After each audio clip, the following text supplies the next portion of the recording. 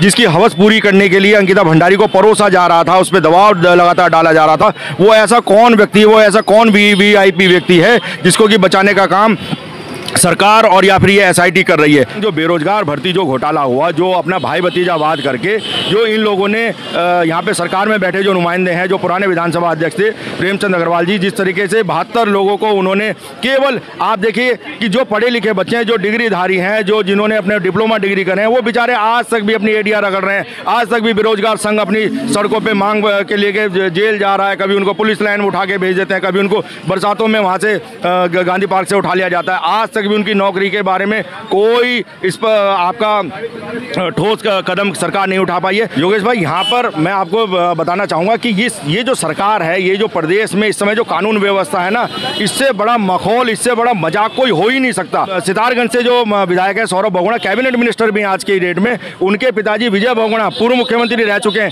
कितनी बड़ी मजाक की बात है, कितनी बड़ी हास्यास्पद बात है कि वो अपने बेटे की जान की गुहार लगाने के लिए मुख्यमंत्री के पास जाते हैं और उनकी कानून व्यवस्था आपके प्रदेश में रह गई है। अगर आप लोगों को तो नैतिकता के आधार पर खुद ही आप लोगों को रिजाइन कर देना चाहिए, खुद ही मुख्यमंत्री को अपने पद से इस्तीफा दे देना चाहिए। खुद मैं डीजीपी पे ये कह रहा हूं कि उनको भी अपने पद से इस्तीफा दे देना चाहिए। तो हम केदार भंडारी वाले मामले में भी इनके ऊपर बिल्कुल, इस सरकार के ऊपर, इस पुलिस प्रशासन के ऊपर यकीन नहीं करते हैं और हम मांग करते हैं कि उसमें निष्पक्ष रूप से इन दोनों मामलों को, अंकिता भंडारी को भी और केदार भंडारी वाले मामले को भी सीबीआई जांच इसकी करी जाए। तब जाके कहीं जाके कल हो सकता है कि कुछ दूध का दूध पानी का पानी हो, नहीं तो हम यहाँ पर इनकी स्थानीय पुलिस पर हम विश्वास नहीं करते। आज पुतला दहन कार्यक्रम था युवा न्याय संघर्ष समिति का। इसके संयोजक दीपक जाटव हमारे साथ हैं। आज के कार्यक्रम के बारे में बताएंगे, क्या कहेंगे दीपक भाई? धन्यवाद डिमरी जी। आज का हमारा, जैसा आपको मालूम है कि युवा न्याय संघर्ष समिति के द्वारा आज ये चौथा दिन था धरने का, जिसमें कि हम लोग एक यहाँ पर 3 अपनी मांगों को लेकर यहाँ पर धरना दे रहे हैं। जिसमें सबसे पहली प्रमुख मांग है हमारी अंकिता भंडारी हत्याकांड को लेकर, क्योंकि उसमें आज तक भी एसआईटी के द्वारा कोई बहुत बड़ी ठोस पुख्ता कार्रवाई ऐसी नहीं हुई है कि जिसमें हमें उनकी पीठ थपथपाने वाली हम बात कहें। आज भी वीआईपी जिस ऐसे वीआईपी व्यक्ति, वो कौन आदमी है जिसकी हवस की भेंट हमारी छोटी बहन चढ़ गई, जिसके लिए अंकित आर्य के द्वारा जिसकी हवस पूरी करने के लिए अंकिता भंडारी को परोसा जा रहा था, उस पर दबाव लगातार डाला जा रहा था। वो ऐसा कौन व्यक्ति है, वो ऐसा कौन वीआईपी व्यक्ति है जिसको कि बचाने का काम सरकार और या फिर ये एसआईटी कर रही है। क्यों उसके बारे में अभी तक उसका नाम उजागर नहीं हो रहा है, उन तथ्यों को क्यों सामने लेके आ रही है। इसलिए हमारा अविश्वास है इस एसआईटी पर। हम इस पर बिल्कुल कतई रत्ती भर विश्वास नहीं करते इसकी जाँच पर, क्योंकि इन्होंने बहुत सारे ऐसे तथ्य हैं कि जिनको अभी तक भी नज़रअंदाज किए जा रहे हैं। तो इसलिए हमने आज इसी यहाँ पर सरकार का पुतला फूंका है और इसकी तत्काल यहाँ पर सीबीआई जांच की मांग करी है कि अगर वास्तव में मुख्यमंत्री की मंशा साफ है, इस सरकार की मंशा साफ है, ये बेटी बचाओ बेटी पढ़ाओ की बात करने वाली अगर ये सरकार है, तो ये तुरंत के तुरंत यहाँ से अभी सेंटर को ये अपना आग्रह भेजे। 21 तारीख को यहाँ पे माननीय प्रधानमंत्री जी भी उत्तराखंड आ रहे हैं। हम अपनी न्याय समिति की ओर से अपना मांग पत्र भी उनको सौंपेंगे। हम अपनी मांग रखेंगे कि एक सूत्रीय हमें सिर्फ और सिर्फ आप हमें सीबीआई जांच का भरोसा दिलाएं और इसको तुरंत स्थानांतरित करा जाए सीबीआई के लिए। दीपक भाई, दूसरी मांग क्या आपकी? दूसरी मांग हमारी केदार भंडारी वाला जो मामला था, आपने देखा होगा कि उस बेचारे बच्चे के लिए वो अग्निवीर में शामिल होने के लिए गया, वो बेरोजगारी से परेशान था, तो उसके बाद वो वहाँ से वापस निराश होकर आया। उसके बाद उसकी आज तक भी बॉडी बरामद नहीं हो पाई है। कैसे उस बेचारे केदार भंडारी छोटे बालक को उसको न्याय मिल पाएगा, उसके परिवार को न्याय मिल पाएगा? आखिर उसके साथ घटनाक्रम हुआ क्या?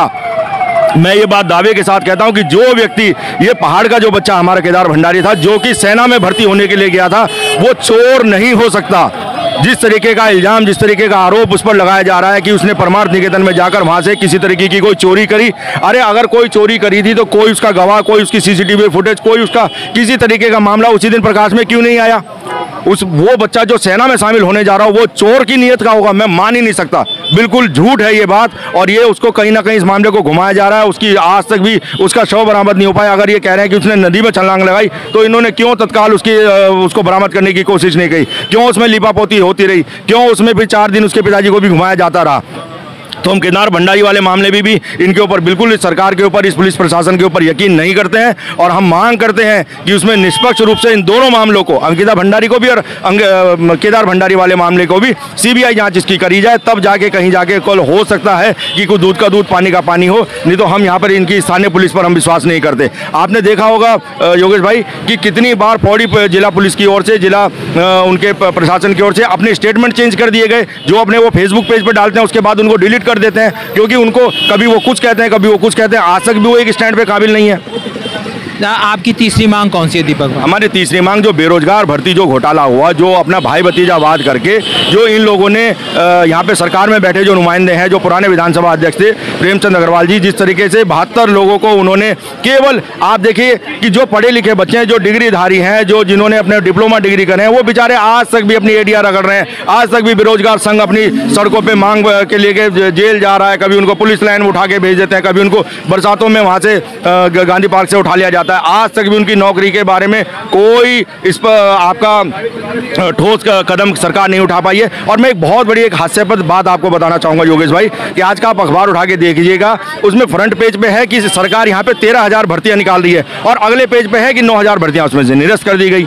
अरे क्या मजाक चल रहा है बेरोजगारों के साथ? अगर हमारे बच्चे, अगर उनको वास्तव में रोजगार की कोई व्यवस्था सरकार के द्वारा ठोस व्यवस्था अगर करी गई होती, तो ना तो आज अंकिता भंडारी की हत्या होती और ना केदार भंडारी को हत्या, उसके लिए कोई गंगा में कूदने के लिए मजबूर होना पड़ता। ये सरकार पूरी तरीके से भ्रष्ट सरकार है और इन्होंने कोई इस तरह ऐसी कोई व्यवस्था नहीं करी है जिसकी वजह से हमारे स्थानीय बच्चे, स्थानीय लोगों को काम मिले, उनको रोजगार मिले, उनको नौकरियां मिले। इसकी कोई व्यवस्था नहीं है। सिर्फ भाई भतीजावाद हो रहा है और उनको अपने रेवड़ियां जो है अपने बच्चों को बांटी जा रही हैं अपने बाहर। और मजे की बात ये देखिए कि जो यूपी के जो लोग हैं अपने रिश्तेदारों को इनके संघ के पदाधिकारी जो हैं वो लगा रहे हैं, इनके जो कैबिनेट मिनिस्टर हैं वो बिहार के लोगों को लगा रहे हैं। इनकी जो नई विधानसभा अध्यक्ष थी उनसे बड़ी उम्मीद थी कि शायद वो कुछ इसमें कर पाए, उन्होंने भी बाहर से वो भी उठा के अपना स्टाफ लेके आ गई। तो हमारा स्थानीय बच्चा, स्थानीय युवा जाएगा कहाँ? उसे नौकरी देगा कौन? दीपक भाई, एक तरफ तो आप इन 3 गंभीर मुद्दों पर सरकार का, जनता का ध्यान आकर्षित कर रहे हैं, वहीं जो है कैबिनेट मंत्री के घर में चोरी हो जाती है, एक कैबिनेट मंत्री को सुपारी देकर मरवाने का प्रयास किया जाता है। ये कहीं मुद्दों से भटकाने का प्रयास है या वाकई में कांड हो रहे हैं?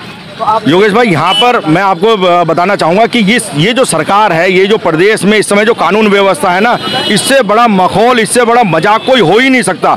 अभी हमारे एक वक्ता साथी ने यहाँ पे एक बात कही थी कि अगर वास्तव में किसी घर में कोई डकैती हो रही है तो वो लोग कुछ दिन पहले उसकी रेकी करते हैं कि हाँ यार, ये हमें किस घर में हाथ डालना है जहाँ पे वो कोई कांड करने जा रहे हैं। तो उनको ये भी जरूर पता होगा कि ये कैबिनेट मिनिस्टर के भाई का घर है।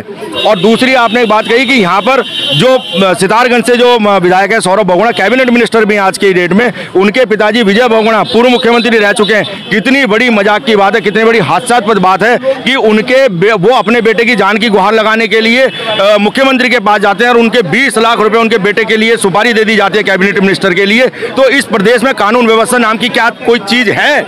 मैं मुख्यमंत्री से सवाल पूछना चाहता हूं, मैं डीजीपी से सवाल पूछना चाहता हूं कि क्या वास्तव में कहीं कोई एक रत्ती भर भी कोई कानून व्यवस्था आपके प्रदेश में रह गई है? अगर आप लोगों तो नैतिकता के आधार पर खुद ही आप लोगों को रिजाइन कर देना चाहिए, खुद ही मुख्यमंत्री को अपने पद से इस्तीफा दे देना चाहिए। खुद मैं डीजीपी पे ये कह रहा हूं कि उनको भी अपने पद से इस्तीफा दे देना चाहिए। आपके प्रदेश में, आप मुखिया हैं इस प्रदेश के, कैबिनेट मिनिस्टर के नाम की 20 लाख रुपए की सुपारी दे दी जाती है, 5 लोग उसमें गिरफ्तार हुए हैं। आखिर यहाँ पे चल क्या रहा है इस प्रदेश में? कैबिनेट मिनिस्टर के भाई के घर में कल डकैती हो जाती है दिन दहाड़े और वहां से 100 मीटर दूर भी कोतवाली नहीं है। तो इस प्रदेश में कानून व्यवस्था, न्याय व्यवस्था नाम की कोई चीज नहीं है। उन्हीं चीजों से मजबूर होकर आज हमें चौथा दिन आज धरने पे बैठे हुए हैं। और मैं आपके संज्ञान, आपके माध्यम से, क्योंकि आंवला डिजिटल प्लेटफॉर्म अपने आप में बहुत बड़ी अपनी फेलोशिप रखता है, आप लोग को, आपके बातों को लोग गंभीरता से सुनते हैं। मैं आपके माध्यम से एक बात पूरे लोगों को बताना चाहूँगा कि 21 तारीख को यहाँ पे माननीय प्रधानमंत्री जी का कार्यक्रम लगा हुआ है। वो केदारनाथ जी जा रहे हैं, शायद बद्रीनाथ जी भी उनका जाने का कार्यक्रम है। हम अपनी न्याय समिति की ओर से उनसे एक सूत्रीय मांग ये कर रहे हैं कि इन दोनों मामलों को उसमें सीबीआई जाँच के हवाले इनको करा जाए। हमें यहाँ पर SIT की जाँच पर बिल्कुल कतई भरोसा नहीं रह गया है।